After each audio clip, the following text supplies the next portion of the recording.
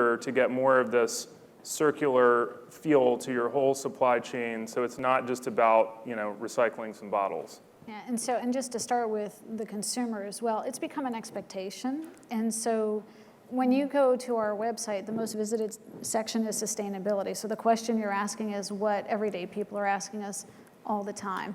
And for us, it does start with water. And so I love the fact that this audience especially understands the broadest definition of circular economy is not just packaging. I think that used to be the old way people would look at it, I guess the 1.0. And 2.0 is how do you think about water, which is the most, it's a circular resource that we have. You can use it, reuse it, recycle it, clean it. And what I'd say where we're pushing is, and I have to be careful because not everyone in this room would want necessarily to drink a product that goes this far, but how do you look at technology where you can reuse the water in every aspect of your production? Now, we have a couple different pilots going on with some technologies in different facilities, which is reducing our water use by over 30% in those areas. If we took it a step further, if people would let us, imagine if you took wastewater and used it in every aspect of your business. Now, that's something that we know. I like the way you say wastewater. Well, think about it. Water is water, and if you clean it, it should be used again. And so the one thing you have to understand, though, is just like some consumers say, well, I might be willing to pay more, but not really. Do you think that a consumer would be willing to drink it?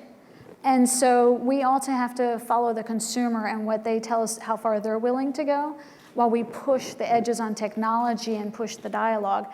And even this packaging years ago, no one would think that this package could be made out of a plant bottle.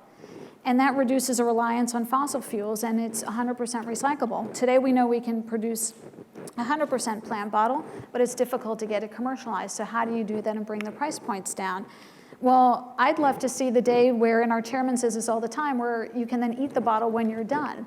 And so how do you push the envelope to make sure that you're really looking at circular in the holistic sense and partnering with others? We partner together on the Closed Loop Fund. And so we like the fact that we can partner with retailers. We partner over here and we mean business around carbon. Mm-hmm. So how do we continue to work together to push each other and push the limits and see how far people will let us go? Tell us about that scarf, because it's pretty styling, but I think there's more to the story with that. There's a lot more to this story. So it's 2 Coca-Cola bottles, and actually just here at Fortune a couple years ago, you all let us sit on stage with will.i.am, who brought to us an idea around how do you take the bottles that he was seeing at his concert venues after a show and turn them into something that would be cool. So think about bottles to bags, bottles to scarf, bottles to bikes, iPad covers, you name it. And when we started working with him, we realized it was really hard because people would have to change their manufacturing. We'd have to make sure we're truly using post-consumer recycled waste. Then how do you measure and track, and then how do you ensure that the price points are something that people would be willing to buy and that it's cool so there isn't a trade-off? Because no one wants to wear an ugly scarf. And so will.i.am sat on the stage and talked about how waste is only waste if we waste it. Mm-hmm. And how do you turn it into resource?